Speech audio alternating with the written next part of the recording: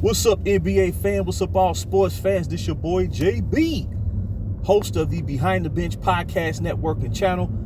Let me give a shout out to the rest of the crew, Shad, Kelvin, Jermaine, KB Film Room, Big Dog Talk Sports. That's right, that's right. For everyone who's tuning in, we hope that you support Behind the Bench, become a subscriber, and help make the show the best it can be. Let's talk some NBA. And I want to talk about this one team, man, the New Orleans Pelicans.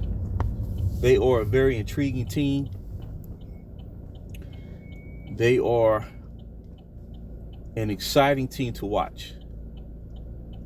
A young team, that's been moving forward and steadily improving basically since the blockbuster trade of Anthony Davis, superstar franchise player Anthony Davis, during the summer of 2019. And when you lose a player like that, right after he helped lead New Orleans to a first round upset of the Portland Trail Blazers during the first round of the 2018 Western Conference playoff, it's hard to move forward from that. Especially in what they consider a small market town, such as New Orleans. Even though it's a major city, but in terms of NBA, in terms of population, in terms of support, they are often deemed as a small market team. But they have a nice following when it comes to regional support, regional coverage. But in the grand scheme of things, they're not considered a major market, right? And when you lose a player like that, and then you bring in three young players such as Brandon Ingram, who I am a tremendous fan of because he was an original draftee of the Los Angeles Lakers, and I've said on many occasions I'm a long-standing fan of the purple and gold. But it's natural as a fan to develop a connection with players who you drafted. They represent an identity that even supersedes that of a superstar free agent coming in, right? Check this out. You have LeBron James and Anthony Davis, or Anthony Davis and LeBron James. And at one time, Russell Westbrook, and at one time, Carmelo Anthony, and one time, Dwight Howard. But when you think about a young player like Austin Reeves, right, who is, I believe, his third year in the NBA, and he's a darn good player. He knows how to play. He's tough. He's hard-nosed.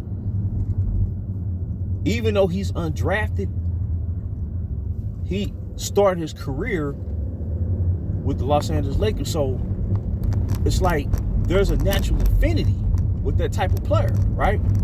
So this is why I have continued supporting the original young core of the Lakers. Brandon Ingram, Julius Randle, Kyle Kuzma, Jordan Clarkson, Lonzo Ball, Larry Nance Jr., Ivica Zubac, Thomas Bryant. I mean, we can go on and on. Josh Hart, even the Mo Wagners of the world.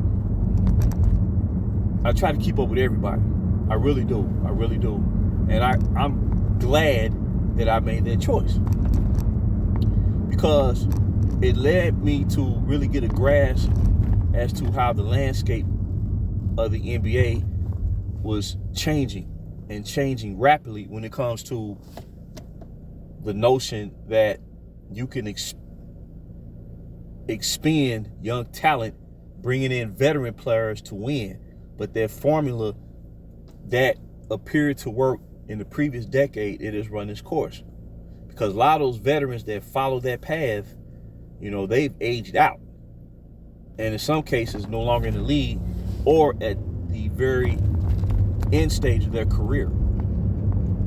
And the standings reflect that. Oklahoma City Thunder is having a tremendous season. Nobody saw it coming, but if you saw the blueprint that was being mapped out 4 years ago, it wouldn't be a surprise. It wouldn't be a shock. Same thing with the Minnesota Timberwolves, right? And then you have the defending champion Denver Nuggets. They hold the top 3 of the top 4 seeds in the West as we speak. And then you have the New Orleans Pelicans, currently tied with the Phoenix Suns prior to game action tonight for 5th place in the West. When you look at this team, the team is constructed with the idea that the whole is greater than the sum of its parts, right? Where even though they're trying to build a team around its franchise player in Zion Williamson, but it doesn't stop there, you know.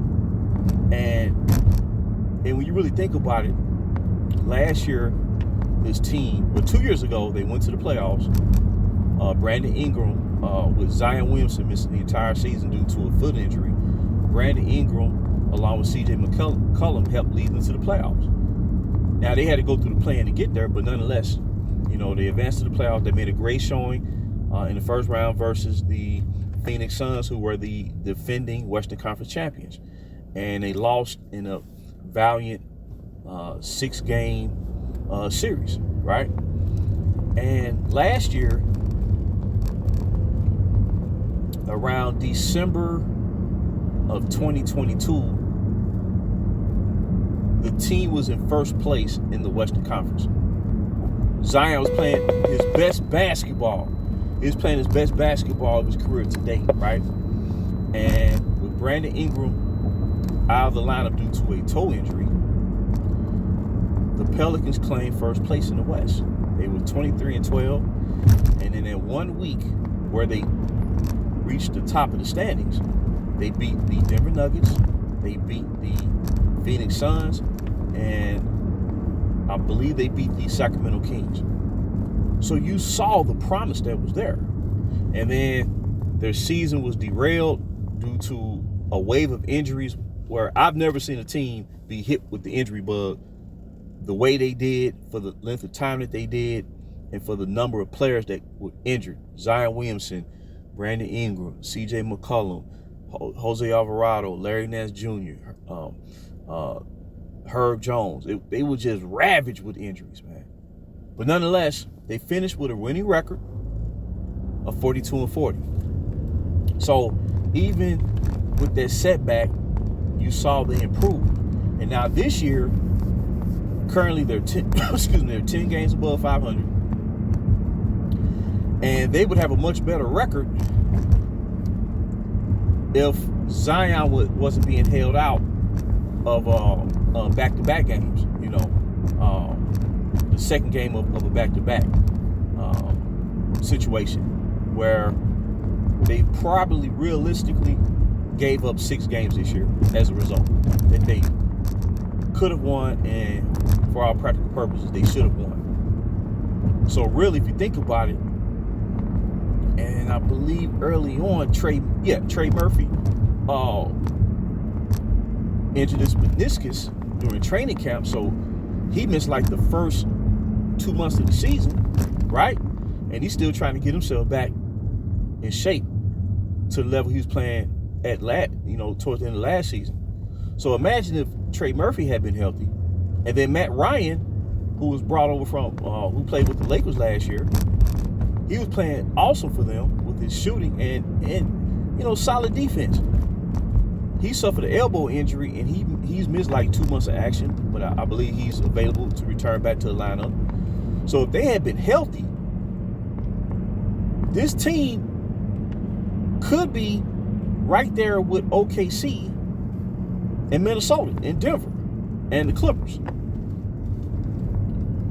And I believe their issue is like when you take it that next step as a franchise, there's going to be lulls. There's going to be ebbs and flows where a lot of times they play down to the level of their competition. Now, they lost some games that they should not have. They lost to the Houston Rockets when they was up by double figures the majority of the game. They lost them 2 games to Memphis with Ja Morant, who upset them at the end of games.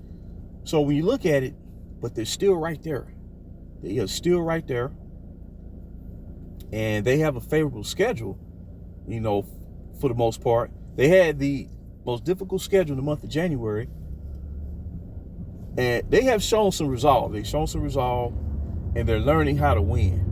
And, that's an awesome process to witness game in and game out, And I just really like the team. I like how they're being built. And also, ultimately, what I like about them, even as a fan, where, prior to when the trade deadline was taking place, I was like, man, they should make a trade. They need to bring in, because there are some aspects that they need to improve on, particularly rebounding. And that's where Zion Williamson has to improve. He should be averaging, anywhere between, at minimum, 8 rebounds a game, but preferably 10 rebounds a game, somewhere around that ballpark. But I think he'll get there. I don't believe he's 100% back, and ultimately their plan to make sure he's healthy ultimately is working.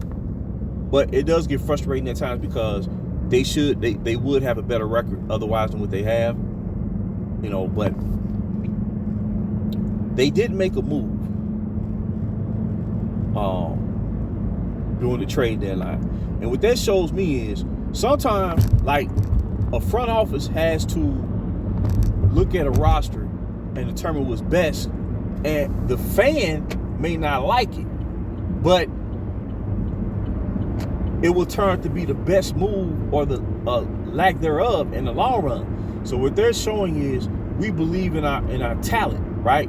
And I think this will encourage those players to really elevate their game and reach their potential. And I think that's huge, because we've grown so accustomed to seeing trades and moves and buyouts. And I'm not saying anything's wrong with the buyout on occasion, but when you constantly rely on it to try to compete, well, that lets me know that you're not a championship level team. So for the front office of the Pelicans to show that type of faith in the team that they have, now they can focus on the rest of the season, when they return back from the All-Star break, and then let the chips fall where they may. So moving ahead, they'll know exactly what they need to do to improve the team, because they've allotted enough time to properly evaluate the roster rather than going knee-jerk. And see, and I'm not going to try to bring the Lakers into all this, but that young talent that they had, it was so tremendous that I remember the comments that fans of the Purple and Gold were saying about that young core, until July 1st, 2018 hit. Then everything was thrown out the window. Then it was no holds barred. But they preempted an entire era of Laker basketball. And a lot of that future promise and equity and draft picks were transferred and allocated to the Pelican franchise from that Anthony Davis trade. And they are benefiting from it. Outside of the injuries, this team would be further along than what it is right now. And they've drafted well. They drafted high-level defensive players. They drafted high-level three-point shooters. They made some key trades to bring in a veteran scorer like C.J. McCollum, who, is around a 19, 20-point per game career scorer. And they made some ancillary moves. And they have another draft pick coming from that Anthony Davis trade. And then they have multiple draft picks available from their trade of Drew Holiday to the Milwaukee Bucks, which was a great gesture by the Pelicans, because Drew Holiday, man, he represented for this franchise, for the Pelican franchise, for a long time, even in the season of turmoil when the star player out of nowhere asked to be traded. You see what I'm saying? So that was a great gesture, trading him to a championship caliber team, and he helped the Bucks win their, along with, of course, Giannis Antetokounmpo leading the march and claiming the first championship for the city of Milwaukee since 1971. So everybody won in that deal. But the Pelicans, man, they have a very bright future. Once Zion understands, that he has to perform, night in and night out, and I believe slowly but surely that if his focus is right, then they can reach their potential because he's the franchise player, right? So a lot of it hinges on his willingness to reach his potential, and I believe everything else will fall in place. But outside of that, man, I just enjoy watching the young team, particularly in this era. I believe it's a rut of this super team era, man, and it's really in a lot of ways it's crippled the NBA landscape because the commentary is changed, is not consistent. The critique of players, like when you're really building a team, think about it. When you're really building a team, you're looking at the positive attributes of players who you bring in. But the super team, the win out scenario, you no longer look at what the player can do, but you start focusing on what they can't do. And when you start doing that, you start shortchanging yourself, and then you start, facilitating trade after trade after trade after trade after trade. And that has not been part of the NBA fabric in the past. No matter what these talking heads say, I've had opportunity and just because of the love of the NBA, I've chose to watch this league for a very long time, and it has never operated the way it has over these past 15 years, and it's not feasible. It cannot sustain. Franchises fold like a tent. They crash. You know what I mean? And they're left trying to pick up the pieces while the superstar who tried to benefit from that situation the most, he go on to the next location, to the next locale. You know what I'm saying? And he almost gets in a lot of cases, he'll wind up getting a pass. You know what I'm saying? So I like the Pelicans, man, and if as a fan of the Lakers, man, if Brandon Ingram was able to help the Pelicans achieve the impossible and deliver that city its first NBA crown, man, I'm going to be so proud. I'm going to be so proud because, when he was traded the way he was, man, a part of me as a fan of a long-standing fan of Los Angeles Lakers franchise, man, it caused a great deal of, you feel disillusioned,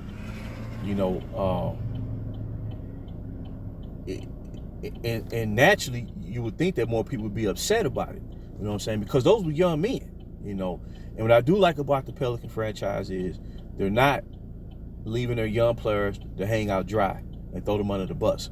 They're going to give them the ample time to show what they can do, and then when the time, if they show that, they are capable of contributing to winning long term, I'm pretty sure they'll stay the course with those players. But if not, they can make an appropriate move, and that's how good business is done. You know what I'm saying? That's how good business is done. But the way those young men for the Lakers were done and treated, that's something I just, I just couldn't let that roll in my mind. I'm like, okay, this ain't normal, and this is not a good thing. And the Lakers basically have been struggling outside that 1 year where they threw all their chips in the middle of the table. And the Pelicans are inheriting a lot of what the Lakers should have. And as a result, where it stands right now, they have a better record than the Lakers do. I mean, the irony. And they would have had a better record last year if it weren't for the injuries. They probably would have won last year between, I'm going to say, about 54 games last year. And then if they had been healthy all the way this year, they would probably be close to first place. But they've beaten some good teams. Now they've gotten ran out the gym a couple times. We've seen that a lot this year with a lot of teams. But at the end of the day, I just enjoy what they do, man, and I root for all these young teams, because they showing that even in today's so-called player empowerment era, which every player is not empowered, that you can build a team through traditional means that can, anchor the current landscape and you can achieve success. But it takes time, it takes patience, and it takes a long-term vision. You have to apply that, and it's going to take about 3 to 4 years. But once, look at Oklahoma City. That's what it took, 4 years, and now look at them. They sitting there looking pretty, man. They sitting there looking pretty, and they know they're a good team, and they know that they not shortcutting the game. So I root for them. I root for Sacramento to continue doing well. Like I said, I love what the Pelicans are doing. I root for them a lot because Brandon Ingram is my favorite player. And to me, he'll always be a Laker at heart, no matter what. But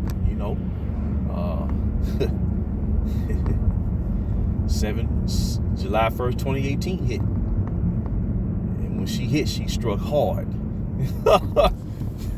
like a hurricane. You know what I'm saying? But I just think, man, in my mind, I envision, I say, man, what if the Lakers had stayed the course, man, and built that young talent up and showed faith in them, man, with the fans truly having their back, you know what I'm saying, and instilling that belief in them, they would have rose to the occasion. I know they would have. And it'd be something proud. So the way I see the New Orleans reminds me a lot of where, things started, with the Lakers when they turned the page and drafted all that young talent. So like I said, and you still got the veteran teams out there, that are led by prime superstars like Giannis, and if he was able to win another championship, that'd be awesome, as well as Nikola Jokic, So all I want as a fan, and I would think what we should all want, is we want to see a situation, man, where there's no shortcuts being taken. None. There's no manipulation of the system. There's no trying to stack the deck every year. And let's see who's who. I can live with the results as a fan. If I know it's real, like, as a Laker fan, when we lost, when we came up short in the playoffs, man, when I knew it was real, yeah, you disappointed, but you know where you're at as a team. You see, when you're trying to take a shortcut, and you're making all these moves all the time, and more often than not, you're going to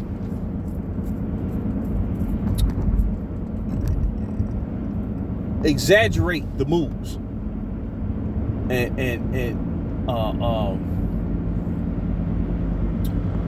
and become frustrated in the process. So at the end of the day, Pelicans, like I said, if they were able to win a championship, if it was just one title, man, and Brandon Ingram was a part of that, man, I'd be elated, man. I really, and well, Larry Nance Jr. too. He was an original draftee of the Lakers. He's a veteran player. He brings a lot of value to the team. And then they got another ex-Laker, Matt Ryan, I believe, through the G League. And I believe, once he gets playing time, man, that team gonna be dangerous. That team, once they get everything right, stay healthy, get fine-tuned, and get that chemistry down pat. Sometimes, when I watch them play, it's like, players trying to defer. It's almost like they don't want to come across as being the lead guy, but it's all about, you gotta establish the roles. Who gonna be who on the team? Who gonna be the top guy, number one guy? Who gonna be the number two guy? You know what I'm saying? And that's the mark of a successful team that can eventually win the championship. That's why the Bulls were so successful during the 90s, because everybody knew their role. It was never a thing where, man, Pippen want more shots. Scottie Pippen want more shots, because he knew at the end of the day, man, Jordan, he deserved that. He earned that, because he was there from the beginning. So when Pippen got there really was no conflict about who was who. You see, and that was the beautiful part about the Chicago Bulls championship run, And the Lakers with Kobe Bryant and Paul Gasol. When the Lakers traded for Paul Gasol, man, Paul Gasol fit into that number two role naturally, man. It was like fit like a glove, man. There was no conflict, you know what I'm saying? So I think once the Pelicans, I believe this was gonna happen. BI is like the 1A guy, 1A, but they drafted Zion to be the franchise player. Once he elevates his game, playing at full peak, then everybody know what their role is.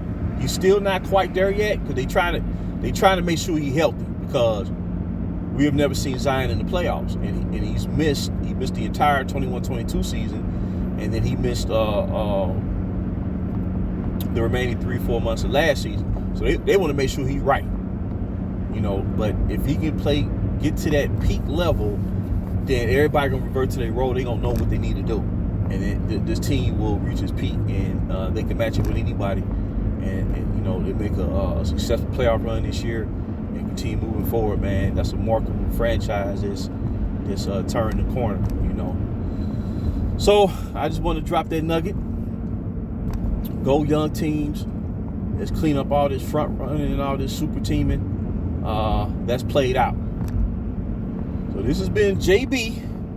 Until next time, with BTB, Behind the Bench.